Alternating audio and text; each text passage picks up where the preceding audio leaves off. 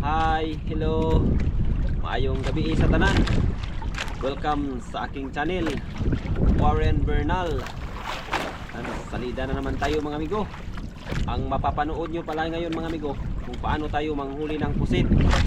Disclaimer lang mga amigo ha, hindi tayo magaling manghuli ng pusit. Pinapakita ko lang kung paano ako manghuli ng pusit. Alam naman natin na may mga baguhan pang mangingisda mga amigo, para may makukuha din silang idea kung paano manghuli ng pusit gamit ang kabir. Kabir natin mga amigo.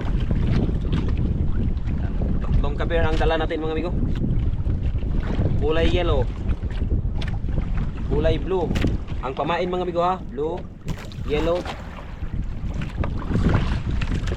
Ang pangatlo ay pink. Tatlong klase ang gamit natin na pamain mga amigo. Yan. At para maging epektibo ang isang kabir mga amigo, kailangan natin ng ganitong ilaw, yung pitok-pitok tawag sa amin. Ito lang ang gamit ko na ilaw mga amigo, wala nang iba. Pwera lang sa ganito, mata-mata. May mata-mata po mga amigo. Ano? Kulay green ang gamit natin mga amigo na mata-mata. Yung ilaw na firefly mga amigo, wala. Ito lang talaga ang gamit ko, mata-mata at saka ito, pitok-pitok. Ihulog pala natin to mga amigo, 5 dipa at kalahati. Ito, yung kabir. At ihulog natin sa kabilang side dito. Kung saan ang hangin, doon nyo ihulog. Tagalog si Migo, pasensya kayo sa Tagalog ko mga amigo ha. Dahil Bisaya ako mga amigo, nahihirapan.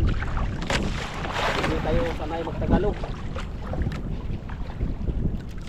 Dito lang natin ihulog. Yan ah, nakatali na mga amigo. Okay. Ang ilaw pala natin mga amigo, mula sa dagat hanggang dito lang mga amigo, hanggang dito. Dito sa may impoksi. Yan o. Dito. Kung dito no, nakalublog na sa tubig, dito sa ibabaw wala. Subukan natin itong kulay blue na pamain.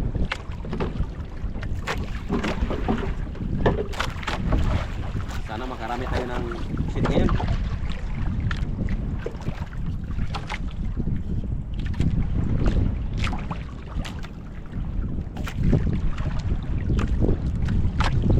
Maliman mga amigo.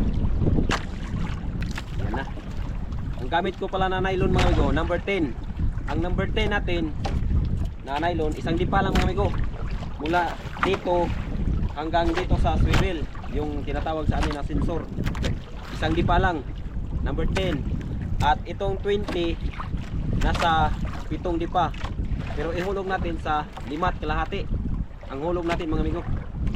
Kung walang 20, pwede rin number 15. Simulan tayo. Katali na to sa 5 dipa mga amigo. Ganito lang ako kain sa agad mga amigo. Yan o. 4 na piraso siguro mga amigo. Wala pa tayong huli mga amigo ha. Yan o. Kita-kita nyo naman na wala pa tayong huli. Pero may huli na tayong 4 na piraso, isang hila. Maganda ang simula natin mga amigo. Sana tuloy-tuloy ito para makarami tayo. Ayun naman.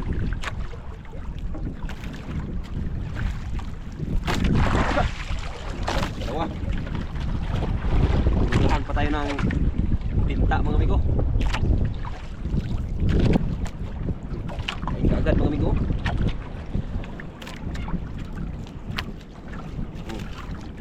Apat na naman mga amigo. Bilisan natin mga amigo. 3 hila pa lang yun mga amigo.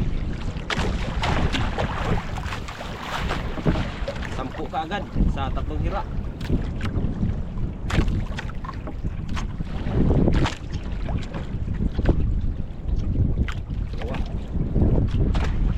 Tingnan nyo lang mga amigo kung paano ko nilalaro ang isang kabir. Gawin.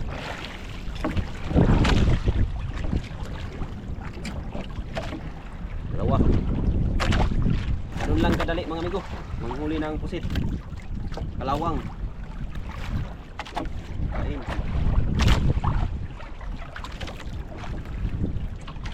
Dalawa.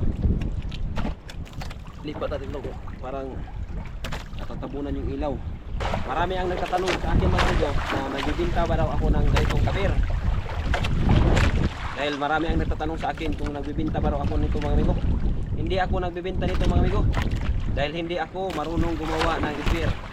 Kaya hindi ako nagbibinta mga amigo. Bumibili lang din ako sa aking ginagamit. Uulitin ko mga amigo, hindi ako nagbibinta ng kapir. Dahil hindi ako marunong gumawa. Tatlo.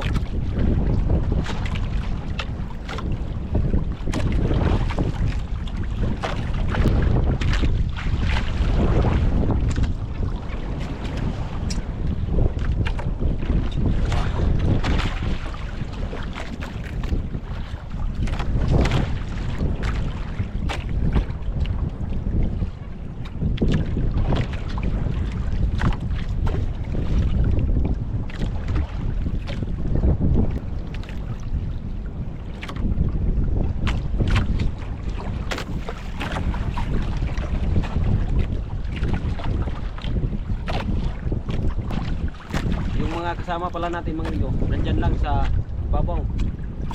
Konti, yung iba nasa unahan, yung iba nasa baba. Dito lang kami mga amigo, banda sa hagna. Paas muna tayo sa tulingan mga amigo. Dito muna tayo dahil wala tayong swerte sa tulingan.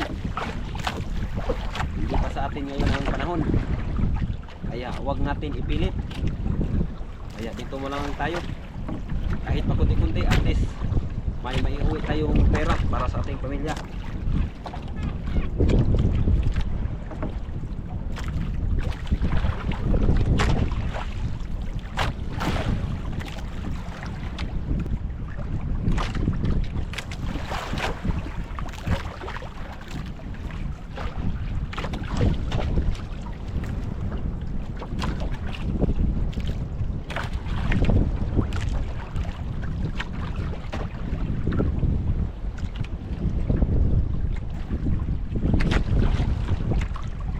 Hanggang dito na lang ang ating video mga amigo.